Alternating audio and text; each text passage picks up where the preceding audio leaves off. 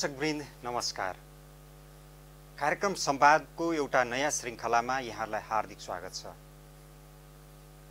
कार्यक्रम संवादमा आज हामीले निम्ताएका छौं एकजना गैर राजनीतिक तर देशलाई अत्यन्त माया गर्ने एकजना व्यक्तित्व।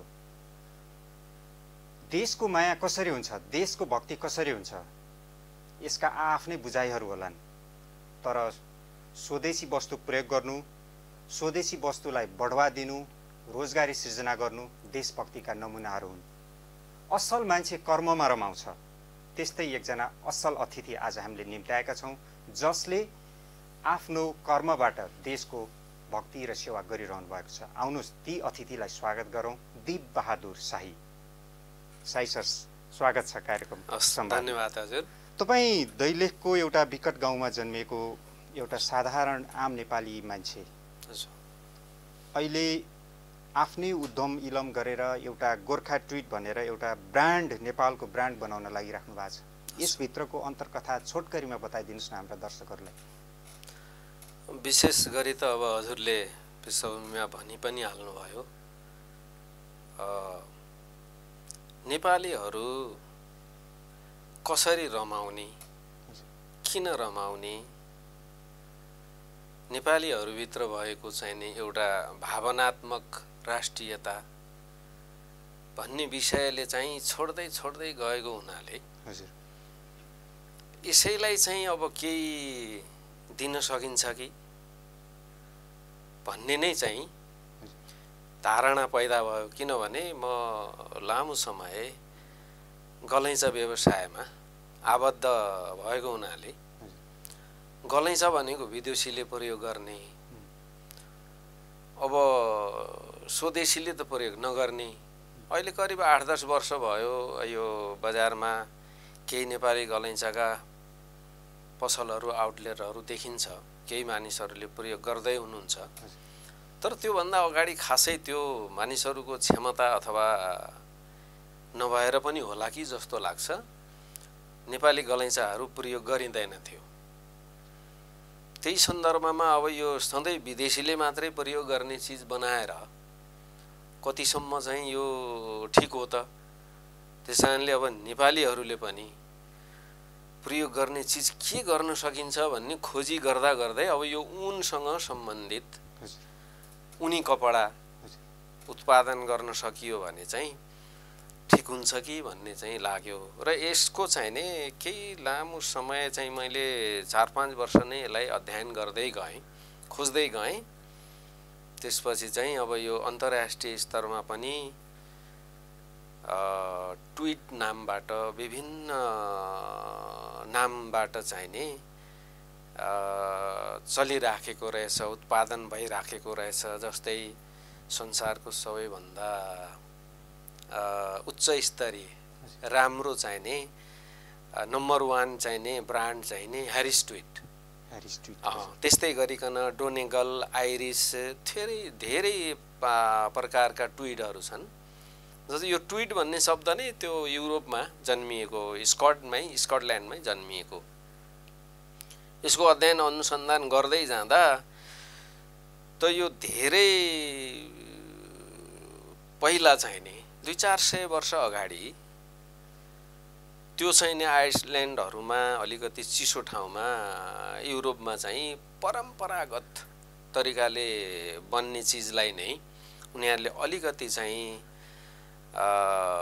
आधुनिकीकरण गरेर त्यो ट्विटको नाम दिएर फरक हिसाबले उनीहरूले प्रयोग गरेर संसारको आज महँगा ट्विटहरूमा अब स्कटल्यान्ड चाहिँ नम्बर 1 हो। त्यसलाई हेर्दाखेरि त त्यो भन्दा पनि पुरानो कथा हामीसँग रहेछ। त्यसैले अब त्यो थाहा भइसकेपछि हामीसँग त बख्खुको नामबाट हाम्रो हिमाली क्षेत्रमा त अब हजारौं वर्षदेखि प्रयोग भएर आएको छ। त्यो भनेपछि आखिर त त्यो बख्खु नै हो।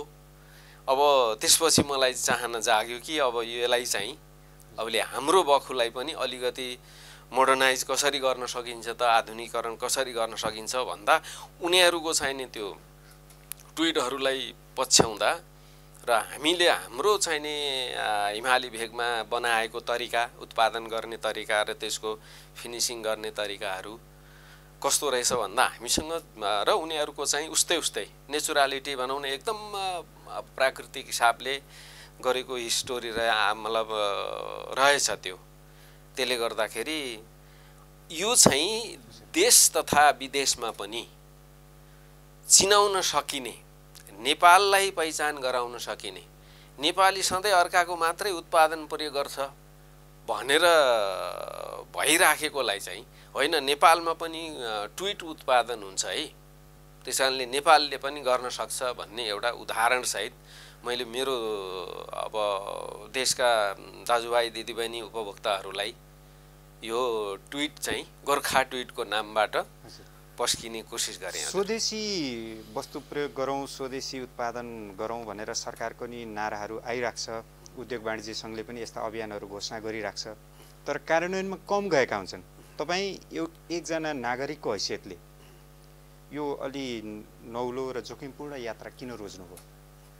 अब एक त म चाहिँ त्यो एकदम न्यून आर्थिक अवस्था भएको परिवारमा जन्मिए हुर्किएको मान्छे, त्यस कारण मेरा प्रारम्भिक दिनहरू नै एकदमै कठिनाइपूर्ण भोग्दै आएको भनौँ न, जोखिम मोल्ने। तर जोखिम मोलिसकेपछि केही न केही अरूभन्दा फरक, भिन्न र उत्कृष्ट काम नै गर्नुपर्छ भन्ने एउटा धारणा पनि हो, एउटा मनोविज्ञान हो, आफूलाई त्यस्तो लागिराख्ने। त्यस कारणले अब जहाँ जोखिम छ त्यहाँ मजा पनि छ, आरामदायी पनि हुन्छ। जोखिम नभोग्ने मानिस त असफल हुन्छ नि। No risk no gain. यस हो नि। तपाईँले अहिले गोर्खा ट्विटलाई इन्टरनेसनल नेपाली उत्पादनको ब्रान्ड बनाउँदै हुनुहुन्छ। हजुर हजुर। यसको बारेमा, यसको प्रक्रिया बारेमा अलिकति दर्शकलाई बताइदिनुहोस् न। धन्यवाद हजुर, यो राम्रो प्रश्न।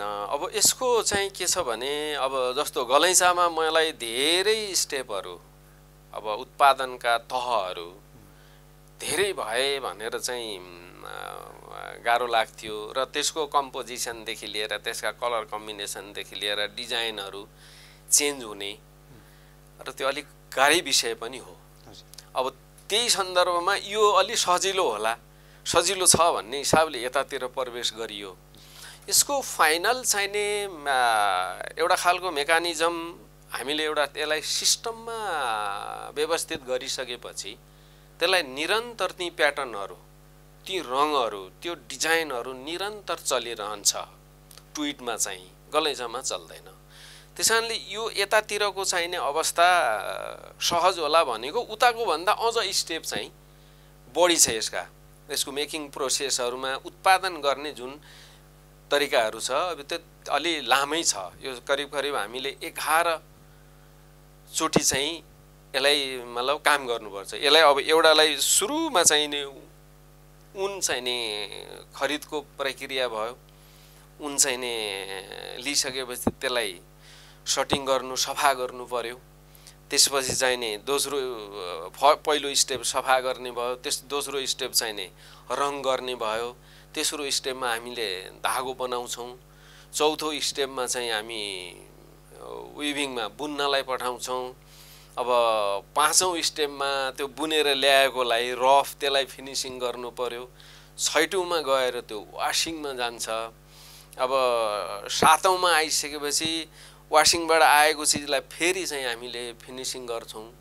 त्यसपछि फेरि चाहिँ हामीले त्यसलाई एउटा फेल्टिङ, जस्तो अघि मैले बक्खु भने परम्परागत हिसाबले बक्खुलाई चाहिँ अब ढुङ्गामाथि खोलाको छेउमा गएर माड्ने, खुट्टाले माड्ने, साबुन लगाएर माडेपछि त्यसलाई अलि त्यसको बाहिर निस्केको भुवालाई जाम गर्ने जुन प्रक्रिया छ त्यही चाहिँ हामीले पनि एउटा फेल्टिङ ट्विट र नन फेल्ड ट्विट भनेर हाम्रो दुईटा खालको चाहिने अवस्था छ। त्यसलाई चाहिँ हामीले फेल्ड गर्नलाई अनि त्यसपछि चाहिँ फेल्ड गर्छौँ। त्यसपछि गएर फेरि प्रेस गरेर ल्यायो। त्यसपछि आएर चाहिँ त्यसलाई फिनिसिङ हुन्छ। एउटा चाहिने अवस्था छ। अर्को एउटा प्याटर्न छ, रङ गरेर चाहिँ हामीले धागो रङ गरेर कपडा बुनेर ल्याएर आइसकेपछि फिनिसिङ गर्छौँ। फिनिसिङ गरिसकेपछि फेरि त्यसलाई रिडाइङ गर्छौँ। त्यो रिडाइङको प्रोसेस किन हो त भन्दाखेरि डिफ्रेन्ट टेक्सचर, फरक खालको चाहिने त्यसलाई चाहिने दिनको लागि हामीले रङ गर्छौँ। रङ गरिसकेपछि फेरि फेल्ड गर्छौँ, माड्छौँ, माडिसकेपछि उ गर्छौँ। 11-12वटा स्टेपमा चाहिँ बल्ल हाम्रो यो चाहिँ यो स्टोरेज हुन्छ। अब चाहे त्यो बक्खु भनौँ, हिमाली भेगमा प्रयोग हुने, अथवा हाम्रो गाउँघरमा प्रयोग हुने राडी अथवा लुकुनी भनौँ होइन। हजुर हजुर, यो त एउटा इतिहास जस्तो हुँदै गइरहेको छ। हो हो। यस्तो बेलामा तपाईँ यो पेसामा लाग्नु भएको छ, ऊनसँग सम्बन्धित उद्यममा लाग्नु भएको छ। हजुर। यसको कच्चा पदार्थ कसरी उत्पादन हुन्छ, कसरी कलेक्सन गर्नुहुन्छ र यसलाई बाहिरी बजारमा कसरी पुर्याउनुहुन्छ? एकदमै महत्त्वपूर्ण यो पनि हजुरको के भने हामीले हेरिस ट्विट संसारको नम्बर 1 हेरिस ट्विटसँग प्रतिस्पर्धा गरौँ गुणस्तरमा। आखिरी ब्रान्ड हो, नेपाल हो भनेर हामीले पहिलो लट चाहिँ स्कटल्यान्डबाटै ऊन मगायौँ र हेरिस ट्विटले जुन युज गर्दै थियो ऊन त्यही चिज मगाएर चाहिँ हामीले पहिलो लट त्यहाँबाट उत्पादन गऱ्यौँ। त्यो धेरै महँगो भयो। सेकेन्ड लट चाहिँ हामीले न्युजिल्यान्डको ऊन चाहिँ, न्युजिल्यान्डको पनि एक लेभलको ऊन चाहिँ यो स्वेटरको लागि भनेर केही चाहिँ इम्पोर्ट हुँदो रहेछ, हामीले त्यसलाई युज गऱ्यौँ। तेस्रो चाहिँ लटमा आएर चाहिँ नि अब म यो कपडा यो ट्विट उनी कपडा उत्पादन गर्दाखेरि अनि अब यो घरेलुको मेला भिरकुटी मण्डपमा लागेको बेलामा यसो त्यहाँ के छ त हाम्रो मतलब घरेलुको ह्यान्डिक्राफ्टहरू के कस्तो रहेछ भनेर त्यहाँ जाने गरिरहेको थिएँ। त्यही एउटा मेलामा जुम्लाको एकजना बहिनी चाहिँ त्यहाँ मेलामा भाग लिनु भएको रहेछ। त्यहाँ चाहिँ आउनुभयो, राडी पाखी सँगै चाहिँ नि यो अलिकति कोट लगाउन मिल्ने खालको चाहिँ नि कपडा ल्याउनु भएको रहेछ। त्यो कपडा हेरिसकेपछि साँच्चीकै राम्रो छ, नेचुरल छ, अब प्राकृतिक छ त्यो। अनि त्यसपछि त्यसको खोजी नियुक्ति गर्दाखेरि नेपाली ऊन हो भन्नुभयो उहाँले। अब यो होइन, यो नेपालमा त यस्तो हुनै छैन होइन। म अब 28-29 वर्ष भइसक्यो अब यो ऊनमा काम गरेको, नेपालमा त यस्तो छँदै छैन। तपाईँले ढाँट्नुभयो भने होइन, ढाँटेको छैन भन्नुभयो। अनि ल नढाँटी भन्नुहोस् मलाई, यो नेपालको कहाँ पाउँछ यो भने यो मुगुमा पाउँछ। अनि उहाँले तान लगायो, त्यो कपडामा तान लगाएको छैन, त्यो प्लाई गरेको धागो चाहिँ टिबेटबाट आएको। अनि त्यो ओभन बुनेको चाहिँ हाम्रो त्यही कर्णालीको मुगु जिल्लामा को विशेष एउटा खालको प्रजातिको भेडा छ त्यहाँ, त्यसको चाहिँ ऊन चाहिँ उनीहरूले ह्यान्डस्पिन हातले बाटेर चाहिँ नि विभिङ गरेको बुनेको, त्यो साँच्चीकै राम्रो रहेछ। अनि उहाँलाई मैले एकदमै रिक्वेस्ट गरेँ मैले 2-3 लाखको करिब मैले 75-76 लाखको उहाँको त्यो बचेको मेलामा बचेको सबै कपडा किने। त्यो किनिसकेपछि उहाँलाई चाहिँ यो ऊन ल्याइदिनुहोस् एकचोटि, म हेर्छु यो के हो भनेर। पछि उहाँले ल्याइदिनु भयो। त्यो ल्याइसकेपछि त्यो ऊन हेरेपछि त साँच्चीकै अचम्म लाग्यो। किनभने मेरो त राम्रो छ, किनभने मेरो जन्मै कर्णाली प्रदेश दैलेखमा जन्मिएको। किनभने हाम्रो त परम्परा त्यस्तो छ कि त्यो चिसो दिनमा तल झार्ने चलन थियो, भेडाहरूको भेडीगोठहरू तल ल्याउने। हाम्रो जिल्ला हुँदै तराईमा लगेर त्यहाँबाट नुन बोकाएर माथि लैजाने चलन थियो। त्यो भेडाको ऊन हेर्दा त खस्रो थियो। उहाँले त्यो त्यस्तो राम्रो ल्याउनु भयो। त्यसपछि अब हामीले 30-3200 चाहिँ नि पर केजी हालेर किन्ने ऊन भन्दा हाम्रो ऊन राम्रो छ। हल्का हाम्रो के उनीहरूको चाहिँ नि एक नासको छ सबै ठाउँमा, हाम्रो चाहिँ अलिकति मिक्स अफ छ। जहाँ त्यहाँ 20-22 माइक्रोनको पनि छ, त्यहाँ 25-26 माइक्रोनको पनि छ। यो लेभलको मिक्स अफ ऊन चाहिँ छ। तर नेचुरल चाहिँ नि उत्पादनका लागि अब त्यो ऊन चाहिँ हाम्रा लागि अझ राम्रो, किनभने त्यो डाइङ गरिसकेपछि थुप्रै भेरिएसन हुन्छ त्यसमा। अलि नरम चाहिँ नि फाइबरले चाहिँ अलि गाढा खालको रङ एब्जर्भ गर्छ, रङ टिप्छ, त्यसले अलि मोटो खालकोले अर्कै रङ टिप्छ। त्यस कारणले त्यसमा एकदमै राम्रो चाहिने टेक्सचर चाहिने आएको हुनाले अहिले पछिल्लो समयमा मैले चाहिँ मुगुको उन मात्रै चलाएको छु। किनभने मैले 12-13 हजार मिटर चाहिँ मेरो उत्पादन भएर स्टोरेज भइसकेको अवस्था थियो र एक्सपोर्ट नभएको र स्टोरमा धेरै भएको हुनाले अहिलेको सन्दर्भमा हाम्रो मुगुको उलले हामीलाई इनफ छ।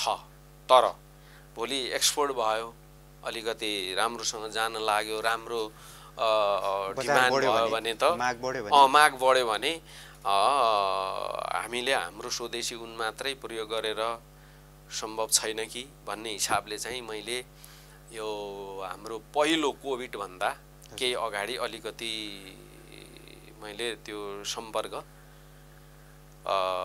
गर्ने प्रयत्न गरेँ। त्यो तत्कालीन चाहिने कृषि मन्त्री घनश्याम भुषालजीलाई भेटेर यो कुरा राखेँ मैले। म वर्षमा 1 लाख केजी उन किन्छु, यो कर्णालीमा यस्तो भेडा छ, यस्तो उन छ, यसलाई चाहिँ तपाईले भेडा पालनलाई प्रवर्धन गर्नु पर्यो। तर फार्मिङ सिस्टममा जानु पर्यो। चरन हुने सिजनमा भेडालाई जङ्गलमा चराउनलाई जाने, चरन नहुने सिजनमा चाहिँ जब तिनलाई चिसो हुन्छ त्यो बेलामा चाहिँ अब गोठ सार्ने होइन कि तिनलाई भित्रै खाने बस्ने सबै कुरा चाहिँ गर्ने, त्यो एउटा मोडेल हिसाबको चाहिँ नि गर्नु पर्यो भनेर प्रस्ताव राखिसकेपछि त्यो 2-3 जना बझाङ बाजुरा र जुम्लाको त्यसका सभासदहरू पनि घुम्नु भयो मेरो उसमा र उहाँले राम्रो रेस्पोन्ड गरिरहनु भएको थियो। पछि मन्त्रालयमा भेट्ने भन्ने कुरा थियो, ठ्याक्कै कोभिड आएर त्यो बन्द भयो। लकडाउन भएपछि मैले उहाँलाई बिर्सेँ, उहाँले मलाई बिर्सिनु भयो। त्यसपछि के हुँदा हुँदै अब उहाँको चाहिँ नि सरकार पनि गयो, फेरि उहाँ चाहिँ गइसकेपछि यस्तै हो यो यहाँको चाहिँ नि चलन चल्ती। हजुर, अब यहाँले जुन मेहनतका साथ यो उत्पादन ल्याइराख्नु भएको छ, तपाईको लगानीलाई बजारले धानेको छ?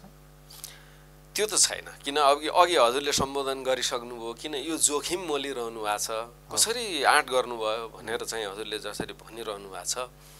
अब यो साँच्चीकै अहिले जोखिम मोलेको छु। म के आशावादी छु भने मेरो देशको पहिचान म गराउँछु, मेरो उत्पादनमा म गौरव गर्छु। जस्तो जुत्तादेखि टोपीसम्म आफ्नै उत्पादन लगाएर हिँड्दा र हिजो गलैँचा व्यवसायी हुँदा र आज गोर्खा ट्विटको चाहिने अध्यक्षको रूपमा, गोर्खा ट्विटको लगानीकर्ताको रूपमा मलाई जसरी समाजले अहिले चिनिराखेको छ, जसरी अब भेटौँ भन्ने थुप्रै हुनुहुन्छ भने यो चिजले चाहिँ हामीले नगरेर मात्रै हो, गर्नु चाहिँ पर्छ र जोखिम उठाउनु पर्छ। जोखिम उठाइसकेपछि हुन्छ। अहिले मलाई अराउन्ड मेरो हिसाबले मैले आउटलेट 2018 जनवरीबाट खोलेको हो। आउटलेट खोलिसकेपछि म 2.5 करोड जति चाहिँ लसमा छु अहिले। तर हामीसँग एउटा हाम्रो व्यवसाय सञ्चालन गर्नेहरूको परम्परा जस्तै छ क्या हजुर। यो परम्परा बडा गजबको छ। के छ भन्दा जग्गा किन्ने बानी छ। धेरै व्यवसायीहरूको के जसरी हुन्छ ऋण लिए यताउता गरेर भने पनि पहिला चाहिँ जग्गा किनौँ, एक टुक्रा जग्गा किनौँ। अब किनभने त्यो ब्याङ्कलाई देखाउनु पनि त्यही पर्यो भनेपछि त्यो किनौँ भन्दै गर्दा अहिले यो सेरोफेरो, काठमाडौँ सेरोफेरो मलाई लाग्छ बाहिर पनि त्यसले चाहिँ नि उद्योगीहरूलाई बचाएको केवल जग्गाले मात्र, जग्गाले नभए चाहिँ नि उद्योगीहरू कति चाहिँ नि मतलब पास भइसक्नु भएको छ, थुप्रै चाहिँ नि जानुभयो। त्यस कारणले म चाहिँ के ढुक्क छु भने अब होइन 2-4 करोडको चाहिँ नि जग्गा छ, अब त्यही बेचेर भने पनि तिरौँला नि त, म जागिहाल्छु नि, उठिहाल्छु नि भन्ने खालको चाहिँ नि हिम्मत चाहिँ छ।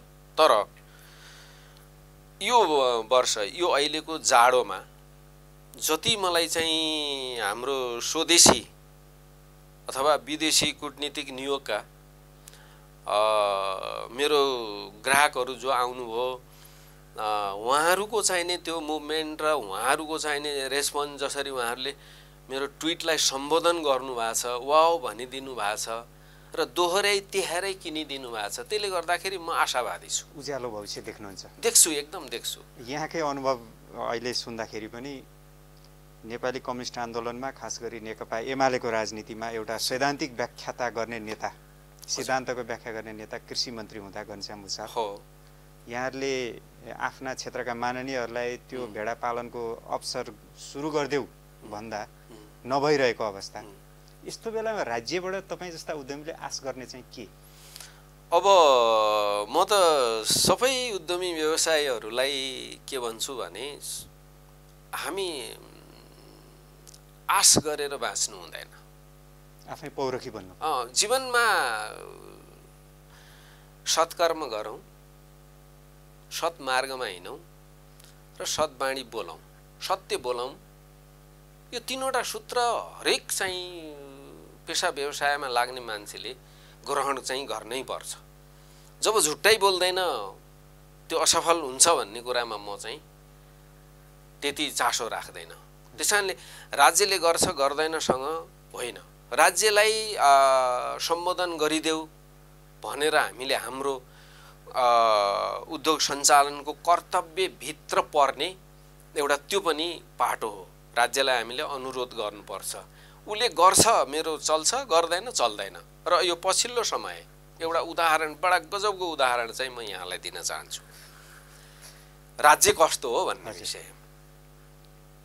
अब नेपाली कपडा उद्योगलाई चाहिँ सहुलियतपूर्ण कर्जाको व्यवस्था भयो, नीति तथा कार्यक्रम सरकारले चाहिँ त्यो दियो, नीति कार्यक्रममा आयो त्यो आइसकेपछि चाहिँ नि मैले जुन ब्याङ्कले मलाई इन्भेस्ट गरिरहेको थियो त्यो ब्याङ्कलाई मैले रिक्वेस्ट गरेँ कि यस्तो नियम आयो र यसलाई चाहिँ राष्ट्र ब्याङ्कमा बढाउनुहोस् है भने उहाँहरूले त्यति त्यो चासो राखे जस्तो पनि गर्नु भएन, अलिअलि ढिला भयो। त्यसपछि मैले ब्याङ्क चेन्ज गर्ने क्रममा चाहिँ सिद्धार्थ ब्याङ्कले मेरो सबै डकुमेन्ट हेरिसकेपछि तपाईँ चाहिँ यो सहुलियतपूर्ण कर्जाभित्र चाहिँ पर्नुहुन्छ नि, तपाईँको मापदण्ड त सबै त्यो भित्र छिर्ने छ, यो म एप्लाई गरिदिन्छु भने। अनि मैले होइन त्यसो भने त एकदम खुसीको कुरा भयो।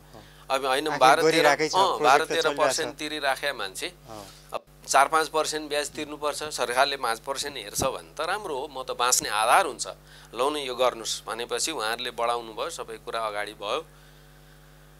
उहाँहरूले ल ठिक छ यो चाहिँ पर्छ भनेर उहाँले सिद्धार्थ ब्याङ्कले मलाई 4 महिनासम्म 4.5% को दरले चाहिँ ऊ कर्जा प्रवाह गर्यो मलाई, त्यति इन्ट्रेस्ट लगाएर बढ्यो। 81 चाहिँ नि राष्ट्र ब्याङ्कबाट हजुरको फाइल फिर्ता भयो, हजुरको त भएन भन्नुभयो। किन भएन, यो किन फिर्ता भयो? तपाईहरुले डकुमेन्ट पढेर तपाईको केन्द्रसम्म हेरेर सबै गरेर पठाइसकेपछि भएन किन, के भयो त राष्ट्र ब्याङ्कको भनेर मैले सबैतिर अब म एकचोटी कम्युनिकेसन गर्छु र उहाँहरुसँग चाहिँ एकचोटी छलफल गर्छु भनेर उसलाई वेटमा राखेँ। उ पनि अनि ल गरौँ सर, जसरी हुन्छ गरौँ भन्ने भएपछि बुझ्दै जाँदाखेरि त्यहाँ कस्तो खालको भनौँ न, अब यो कर्मचारी मा को चाहिने कमी कमजोरी हो कि सरकारको चाहिने जुन नीति तथा कार्यक्रमहरू बनाउनुहुन्छ त्यतिखेर बनाउँदाखेरि बाहिरी अब आवरण मात्रै हेरेर नीति तथा कार्यक्रम बनाउने जस्तो देखिन्छ, त्यसभित्रको चाहिने विषयवस्तुमाथि उहाँहरू जानु नभएको देखिन्छ। त्यहाँ के रहेछ भने कपडा उद्योग कपडा मात्रै उत्पादन गर्ने र कपडा थोकमा बेच्ने त्यस्तोलाई मात्रै रहेछ। मेरो कम्पनी भनेको, मेरो गोर्खा ट्विट भनेको ब्रान्डेड कम्पनी हो। यसको लक्ष्य नै चाहिँ के हो भने निर्यात गर्ने हो, देशभित्र तथा विदेशमा नेपाली भेडाको उनलाई ब्रान्डिङ गरेर विदेशमा पठाउने हो। त्यसकारणले मैले त मेरो चाहिने डकुमेन्टमा सबै कुरा राखेर गर्नु पर्यो, किनभने विदेशबाट त मेरो कपडा मात्रै उसले माग्दैन, त्यसकारणले त्यहाँ त रेडिमेड माग्ला। अनि जुत्ता टोपी देखि लिएर अब स्टिचको चाहिँ काम पनि मेरो उद्देश्यभित्र राखियो। त्यो उद्देश्यभित्र राख्दाखेरि त सिलाउन नपाइने रहेछ। अब सिलाउने गर्नेलाई चाहिँ नपाउने भनेर फिर्ता गर्यो। अब त्यो एउटा मोडालिटी उहाँहरूले बनाएको नीति तथा कार्यक्रम पनि कहाँ गएर बाजियो भन्दा विदेशी कपडा आयात गरेर गार्मेन्ट चलाएको मान्छेलाई चाहिँ दिन मिल्दैन है भन्ने सरकारको मनाशय होला। तर राष्ट्र ब्याङ्कको चाहिँ नि बुझाइ के छ भन्दाखेरि अब सिलाएर बेच्नेलाई त पाइँदैन, कपडा मात्रै गर्नेलाई पाइन्छ भन्ने हिसाबले जो उद्यमीले आफ्नो स्वदेशी उत्पादनको वस्तु उत्पादन गरिरहेछ उसले सहुलियत ऋण पाउँदैन। त्यसपछि फिर्ता भयो। त्यसपछि चाहिँ मैले गभर्नर, अहिले वर्तमान गभर्नर ज्यूलाई पनि रिक्वेस्ट गरेँ, उहाँ पनि आइदिनु भयो, आउटलेट हेरिदिनु भयो, उहाँ पनि अचम्म मान्नुभयो। उहाँले चाहिँ नि त्यो मलाई आश्वासन चाहिँ दिनुभएको छ, यो क्लजहरू चाहिँ अब अलिकति बदल्नुपर्छ, फेरबदल गर्नुपर्छ, पुनः चाहिँ नि उ गर्दाखेरि म चाहिँ यो गर्छु सरकारलाई, तपाईँले पनि गर्नुहोस् भन्ने कुरा चाहिँ उठाइरहनु भएको छ। तर के हो भने स्वदेशी कपडा उद्योगले कुनै पनि तरिकाबाट फाइनल उत्पादन बनाएर बेच्छ भने त्यो पाउनु पर्ने हो। तर उहाँहरू गएर गार्मेन्टमा अल्झिएर त्यो बाजियो, त्यो नियम बाजिया हुनाले म चाहिँ असफल भएँ।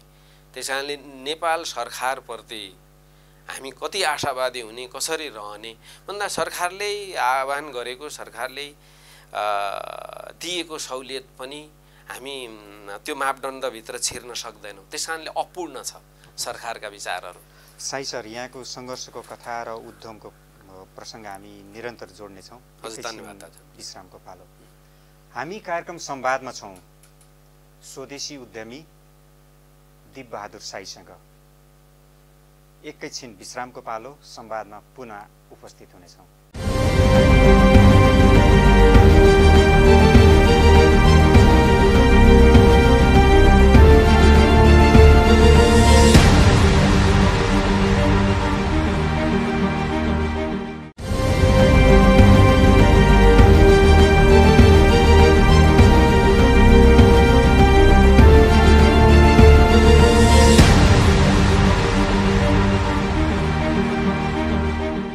विश्रामपछि पुनः स्वागत छ सर।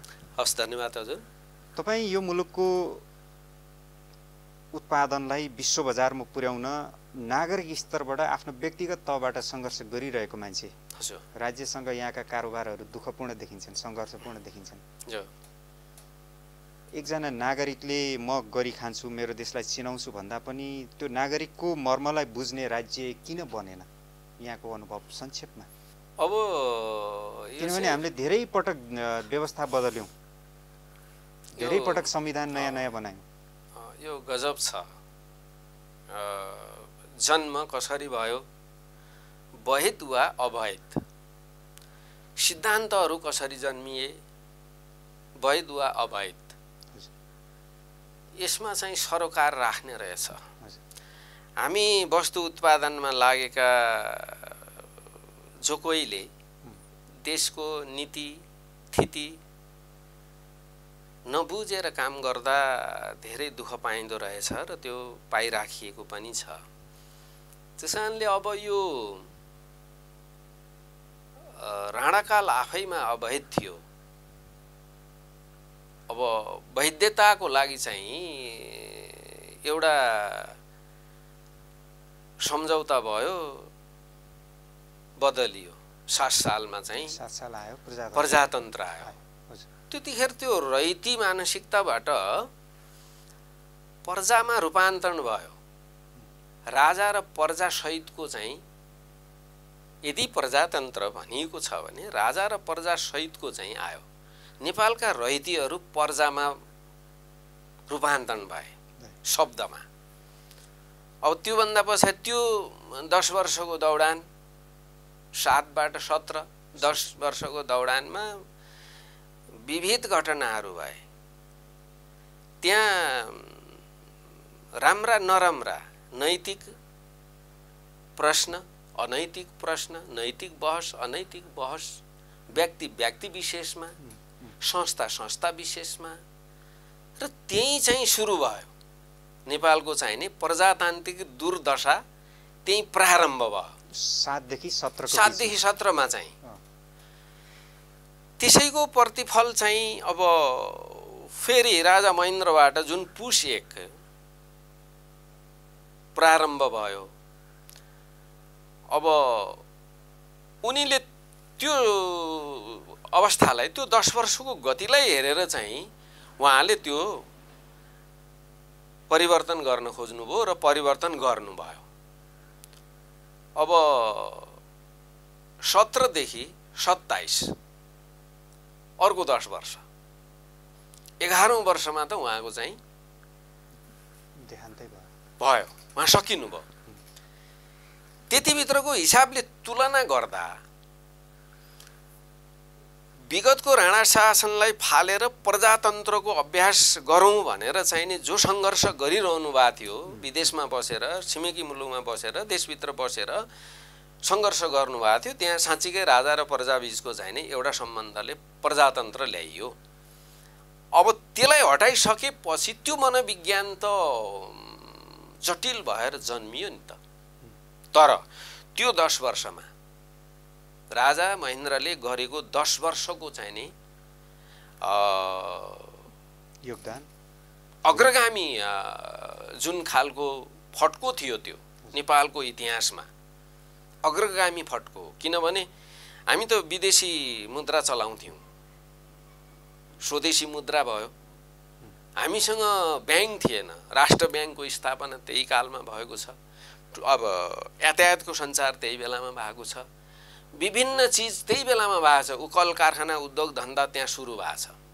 यति 10 वर्ष 10-11 वर्षकै शासनकालमा अन्त्य हुनमा त्यो पनि एउटा चाहिँ अग्रगामी चाहिँ नि क्रान्तिकारी, अब यो आम नेपालीले बुझ्ने भाषा क्रान्ति भनौँ न, अब त्यो खालको हिसाबले जुन राजाको चाहिँ नि गतिशील चाहिँ चलखेल जुन भयो त्यो नपचेको हो नि। छिमेकीलाई पनि पचेन र पश्चिमालाई पनि पचेन। हामीले 2046 सालको परिवर्तनलाई आधुनिक परिवर्तन, राजनीतिक परिवर्तन प्रस्थान बिन्दु मान्दा पनि आजका मितिसम्म हामीले 3 दशक गुजार्यौं।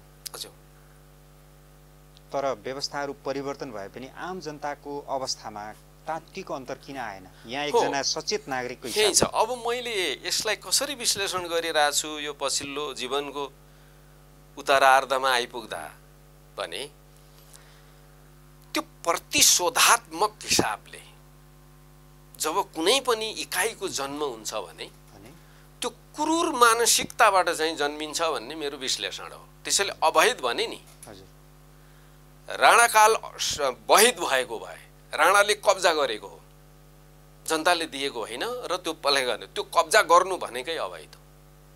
राणा अवैध थिए, उनले राम्रो गरेको भए त प्रजातन्त्र आउनु पर्ने आवश्यकता थिएन। प्रजातन्त्र भनेको के? आम मानिसहरूको चाहिँ नि जनजीविका खुसी सुखी शान्त हैन सम्पन्न जीवन नै चाहिँ प्रजातन्त्र हो नि। भने त्यो चिजको लागि किन खोजी गरे त भन्दा त्यो अवैध क्रियाकलापलाई चाहिँ वैधतामा परिणत गर्ने भन्दाखेरिको जुन योजनाहरू बने त्यो सबै रणनैतिकमूलक, कूटनैतिकमूलक र विभिन्न मूलकले तर गैर मानवीय हिसाबमा विकास हुँदै गयो। त्यसैको प्रतिफल यो देशमा रूपान्तरण भयो। 46 मा आउँदाखेरि 46 मा जस्तो त्यसपछि 36 जनमत संग्रह, त्यसपछि निर्दलीय सुधारिएको निर्दलीय पञ्चायती व्यवस्था र शान्ति क्षेत्र नेपालको घोषणा, शान्ति क्षेत्रका लागि चाहिँ आह्वान गरेको वीरेन्द्रले र यी सबै कुरालाई चाहिँ नि हेर्दै जाँदा अपच चाहिँ कतिपय कुराहरू अपच्य भएको उहाँहरूलाई र अनि त्यो मानसिकता नै चाहिँ नि अपराधी मानसिकताबाट चाहिँ नि राज्य सत्ता बदल्ने, अब यसलाई यो सत्तालाई हटाउने यसलाई ल्याउने भन्दा नै कमजोरी भइसक्यो। जुन जो मान्छेले नेतृत्व गरिरहनु भएको थियो, बीबीको सिद्धान्त गलत हो र बीबीको सिद्धान्तै मानेनौँ। हजुर, यहाँका कुरा सुन्दाखेरि अलिकति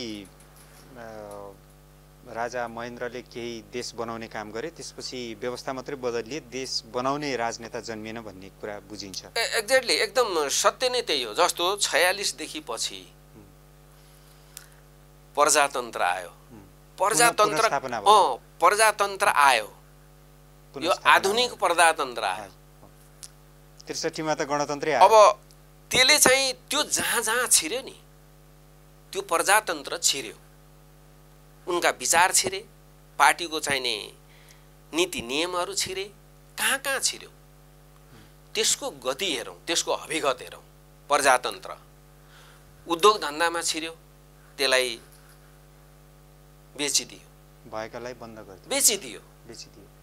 कार्यकर्ता जन्मायो, त्यहाँ आफ्नो नीति लागू गर्न खोज्यो, आफू अनुकूल, पार्टी अनुकूल, ती हरेक इकाइलाई चाहिँ नि आफू अनुकूल चाहिँ बनाउने रणनीतिका साथ चाहिँ राजनीतिक दलहरू चाहिँ अगाडि लागे, जहाँ शान्तिका दूत, दर्शन सिद्धान्त जन्मिएको, आज हामीले भगवान मानिरहेका छन् बुद्धको देशै भनिन्छ। त्यस्तो जन्मिएको माटोमा विदेशीको फोटो राखेर तिनका दर्शन सिद्धान्त पढेर हामीले यहाँ राज गर्छौँ, जनतालाई न्याय दिन्छौँ, जनतालाई चाहिने सुख शान्ति चाहिँ जनतालाई दिन्छौँ भन्ने तिनीहरूको मनोविज्ञान होला। मलाई चाहिँ अहिले यो पछिल्लो जीवनमा चाहिँ त्यो विश्वास छैन। त्यस कारणले मैले यो अवैध के हो किन भनिरहेको छु भने, यदि राजा सिद्धान्त आयातित राजनीति अवैध भयो, अवैध हो, राम्रो गर्छु भन्नेलाई त विदेशीले पनि नपचाउँदो रहेछ हैन। महेन्द्रको उत्तरीकरण, उत्तरतिरको हल्का झुकाप हैन, पश्चिमाहरूको छैन हामी माथिको छैन नजर, कम्युनिस्ट राजा हामी माथिको नजर, उहाँ मारिनु नेपालको विकासको चाहिँ जुन अग्रगामी जुन चाहिँ विकासको प्रारम्भ भएको थियो, औद्योगिक क्रान्तिको प्रारम्भ भएको थियो, 18औं शताब्दीमा युरोपमा भएको थियो भने नेपालमा चाहिँ राजा महेन्द्रले गरेका थिए। त्यो क्रान्तिको नाश भयो, क्रमभङ्ग, त्यसलाई मारियो, प्रजातन्त्रको नाममा गरियो, मारियो त्यो। किनभने प्रजातन्त्र भनेको वाक स्वतन्त्रता, गरिखाने स्वतन्त्रतालाई मात्रै हामीले बुझ्नु हुँदैन। किनभने हाम्रो जीवन प्रक्रिया र जीवन शैलीसँग पनि प्रजातन्त्रको सम्बन्ध रहनुपर्छ। प्रजातन्त्र भनेको नियम कानुन मात्रै होइन, कुनै दलले नेतृत्व गर्नु मात्रै होइन। किनभने जब विकास हुँदैन, यस्तो हुन्छ अहिलेको जस्तो व्यथिति हुन्छ भने यसलाई के प्रजातन्त्र, के लोकतन्त्र कहाँ छ र? यहाँ त केही पनि छैन नि।